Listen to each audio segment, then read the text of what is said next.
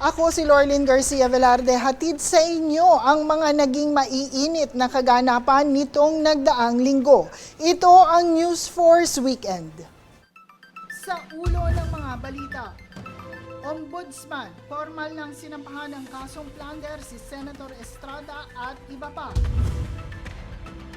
Kasunduan sa pagitan ng Pilipinas at Japan, inaasahan na maraming pakinabang para sa ating bansa. 24/7 helpline para sa may gambling problem, inilunsad ng PAGCOR. Sitwasyon sa Senado, nananatiling hamon sa pagbabago ng liderato.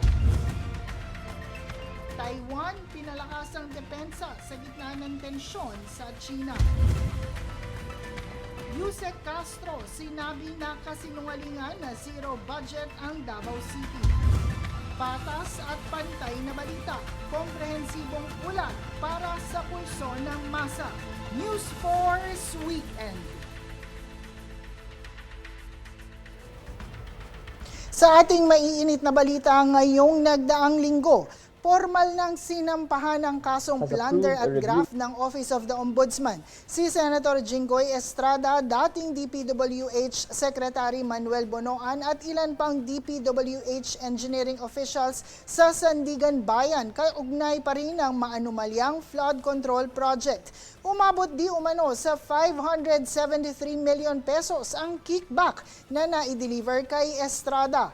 Ayon kay Assistant Ombudsman Nico Clavano, matapos ang matinding independent investigation ng NBI, DOJ at Public Works and Bid Rigging Task Force, nakakita ng probable cause para kasuhan sila ng plunder under RA 7080 at graft naman sa ilalim ng Section 3E ng Anti-Graft and Corrupt Practices Act. Samantala, ang mga dating iniimbestigahan naman na sila dating DPWH Undersecretary Bernardo, dating NCR Regional Director Apulencia at dating Bulacan 1st District Engineer Alcantara ay tinanggal na sa listahan bilang sila ay nasa ilalim na ng Witness Protection Program. No bail naman ang rekomendasyon para sa mga kinasuhan, gayon din ang whole departure order. Has approved a review resolution that has caused the immediate filing of criminal sets of information before the Sandigan Bayan against Senator Jose Jinggoy P.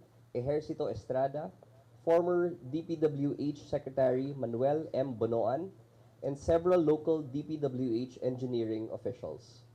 Following a rigorous and independent evaluation of the investigation forwarded to us by the NBI, DOJ, Public Works and Bid Rigging Task Force, our office found probable cause to indict the principal respondents for plunder under Republic Act 7080 and violations of Section 3E of the Anti-Graft and Corrupt Practices Act under Republic Act number 3019.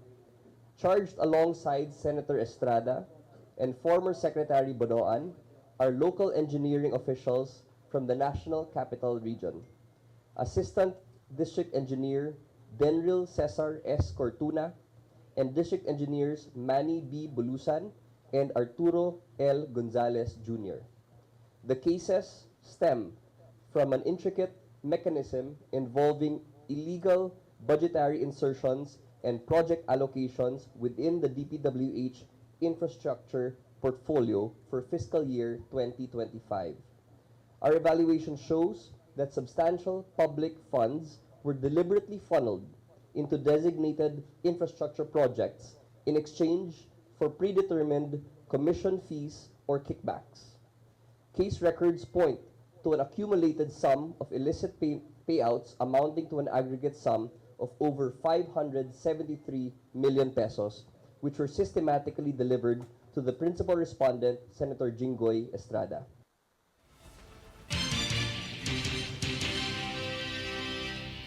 Sa kaugnay na balita, agad namang naglabas ang Sandigan Bayan 2nd Division ng arrest warrant at hold departure order para kay Senator Jinggoy Estrada at dating DPWH Secretary Manuel Bonoan. Ito ay para sa kasong graft kaugnay pa rin ng maanumalyang flood control project.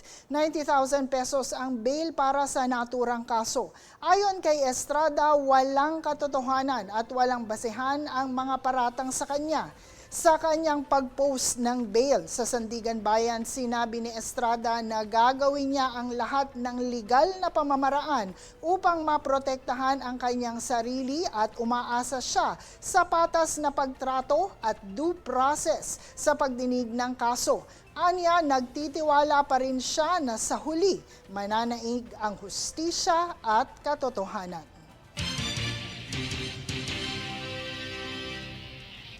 Sa ibang balita, Pangulong Ferdinand Marcos Jr. nakaharap na si Japanese Prime Minister Sanay Takaichi Huwebes, May 28 sa Akasaka Palace State Guest House sa Tokyo, Japan. Kanilang tinalakay ang pagpapaigting ng Philippines-Japan relationship sa Comprehensive Strategic Partnership. Kasama sa tinalakay ng dalawang leader ang economic partnership, energy resilience, decarbonization, cooperation in defense and security, maritime matters at emerging and future-oriented sectors.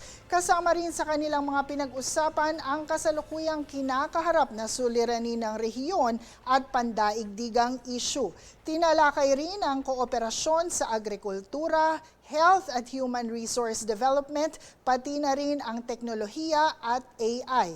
Samantala, umpisa na ng talakayan sa General Security of Military Information Agreement. We jointly announce the commencement of the negotiations for the General Security of Military Information Agreement, as well as for the delimitation of our maritime borders.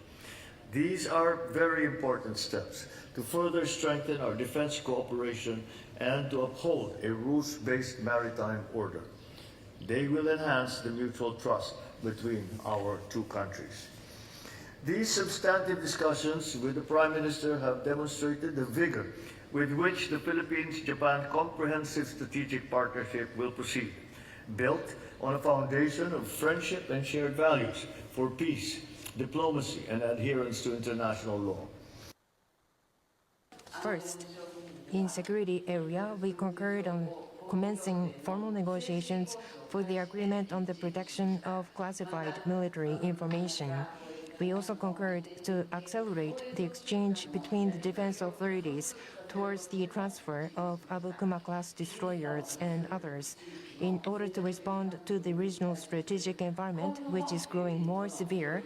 Japan will further deepen cooperation with the Philippines.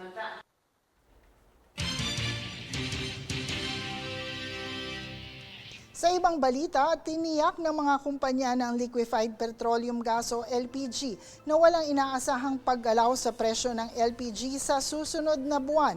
Bagamat tumaas ng $16 per metric ton ang LPG contract price para sa Hunyo, bumaba naman ang presyo ng kargamento ng $15 metric ton. Sa kabila nito, patuloy pa ring mataas ang presyo ng LPG kung saan nasa 30 pesos kada kilo pa rin ang itinaas nito kumpara sa presyo bago magsimula ang giyera sa Middle East dahil nananatili pa ring sarado ang Strait of Hormuz para sa commercial shipping.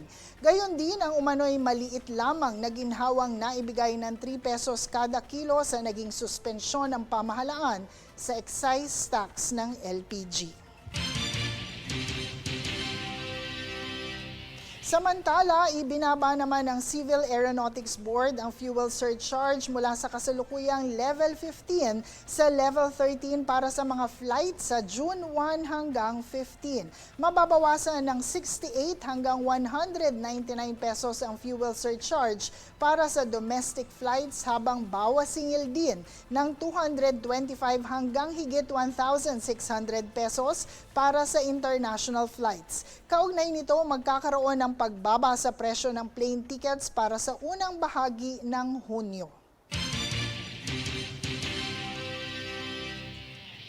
Samantala, inulunsad ng Philippine Amusement and Gaming Corporation o PAGCOR nitong Miyerkules ang 24/7 National Problem Gambling Helpline. Ito ay bilang tugon sa mga taong nakakaranas ng problema o issue sa pagsusugal. Layo nitong matulungan ang bawat individual na kumakaharap sa gambling-related problems, kabilang ang mga apektadong miyembro ng pamilya. May 12 para-counselors at mental health professionals ang naturang helpline upang magbigay ng agarang tulong, physiological support at referrals. Para sa mga nais humingi ng tulong, maaari namang tumawag sa numerong nasa inyong screen. Samantala, inilunsad ng Philippine Amusement and Gaming Corporation o PAGCOR nitong Miyerkules ang 24/7 National Problem Gambling Helpline bilang tulong sa mga taong nakakaranas ng problema o issue sa pagsusugal. Layo nitong matulungan ang bawat individual na kumakaharap sa gambling-related problems, kabilang ang mga apektadong miyembro ng pamilya. May 12 para-counselors at mental health professionals ang naturang helpline upang magbigay ng agarang tulong, psychological support at referrals. At para sa mga nais humingi ng tulong, maaari lamang tumawag sa mga numerong nasa inyong TV screen.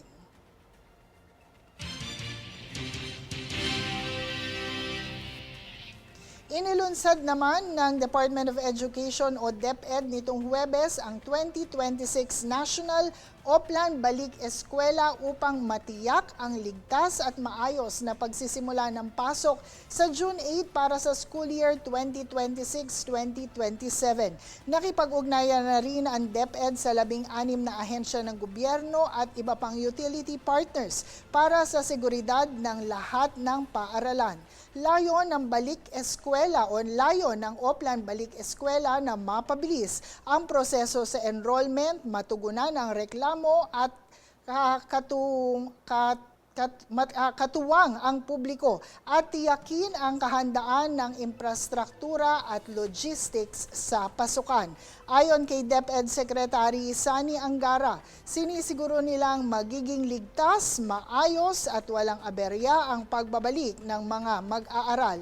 Ngayong taon na rin magsisimula ang paglilipat sa 3-term calendar at magtatapos naman ang school year sa April 8, 2027.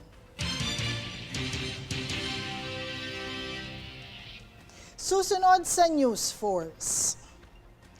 Pangulong Marcos Jr. nakaharap ang Filipino community sa kanyang unang araw sa pagbisita sa Japan. Dignidad ng Senado nabastos ayon kay Senator Ontiveros. Japan, biggest infrastructure partner ng Pilipinas ayon kay DPWH Secretary Dizon.